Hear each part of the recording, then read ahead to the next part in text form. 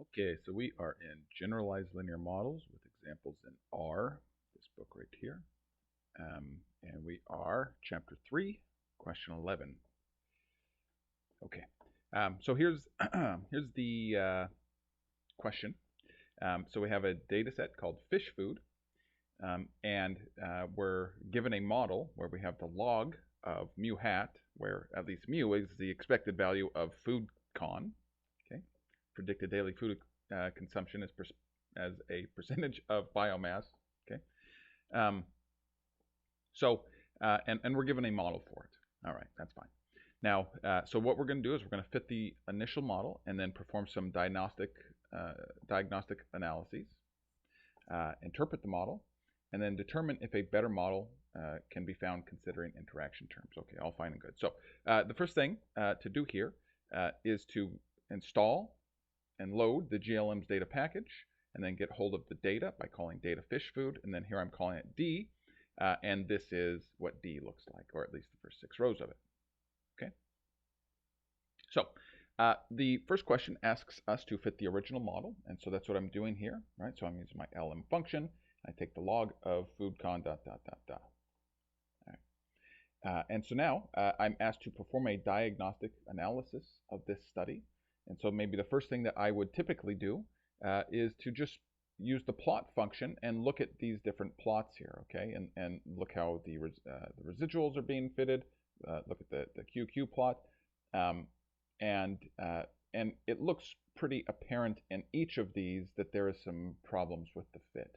Right? To me, this is most obvious in the QQ plot. Right? We are very far off of the diagonal line here. Okay, but there's quite a bit of evidence here that that maybe this isn't the best fit, and that's fine. All right. So so now we're supposed to interpret the model, and I'm not really sure what this is asking us to do, to be honest. I mean, the interpretation is really just the literal expression of the model here, or so because it's not asking us to interpret the results, but the model itself. And so, I mean, the interpretation is that that this model is assuming that the log of FoodCon is an additive function of these other variables. I don't really know what else to say about it. So anyway, I think that so there is an answer for this one in the back of the book, and I think that it's trying to get us to realize that this is a nonlinear model, because all of these logarithms here, like we could plot this as a nonlinear model where we take e to the this and this and this and this, but it's a very vague question, so I'm not really sure. So, but yeah, okay. But we're also supposed to consider if a better model can be found using interaction terms. Okay, so now this is vague because what interaction terms are we supposed to use? And I think it's intentionally vague because, again, based on the answer in the back of the book,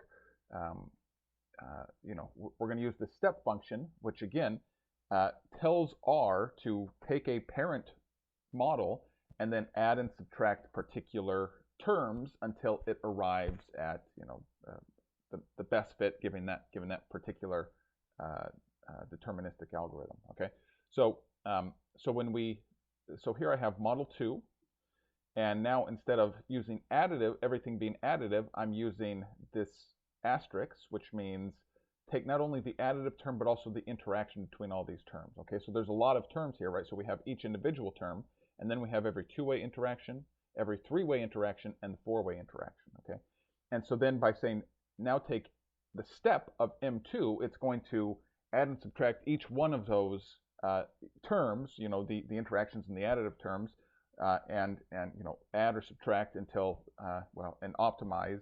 Well, I shouldn't say optimize, but select for the one with the best AIC value, I think is what it's doing. I can't remember what it's optimizing for. Might be sum of squares, with the least sum of squares or something. I can't quite remember. But anyway, so so now in the end, we are supposed to see if one of the interaction models does better than the purely additive model. And in a way, you got to think, well, yeah, one of them is going to, because there's a lot of different models that are, you know, are going to be tested here. So it's unlikely that the first model that we hit on is going to do better. So I use AIC, and then I just put my 2 models in there, M original, and then M3, and M3 is going to be the best of all of the combinations from M2. And so if we come down here, this is what we get.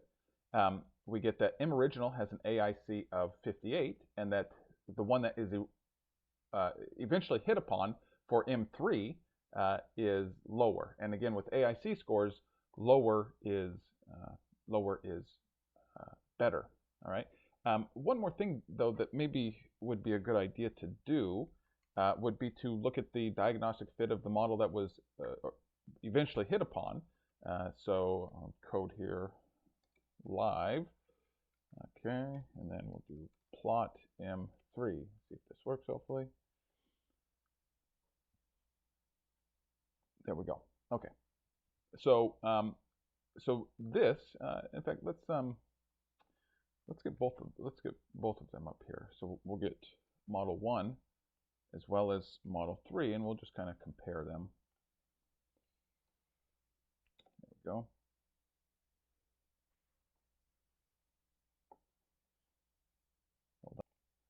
Okay, fix it. Forgot I called that M orig for original. Okay, so if I can get all these on the screen here, so these bottom 4 correspond to M3, and these top ones correspond to M original. And just looking at the diagnostics of everything, it does look, at least on most measures, that that our M3 model is doing a better job. And well, I think that is probably to be expected because we have more terms to play with, all of the interaction terms and additive terms. And so, yeah, so we're going to do a better job of fitting the model without any weird deviations. So anyway, we will call that good.